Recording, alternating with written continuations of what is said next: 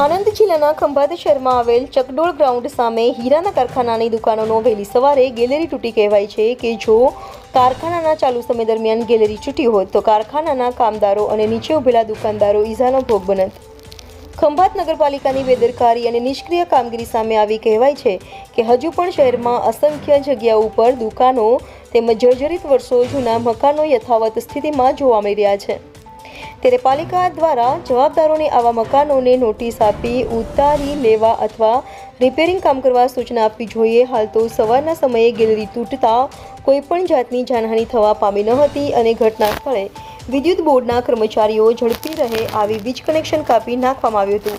Reporter Ashwin Khatri, India 24 news, Khambhat.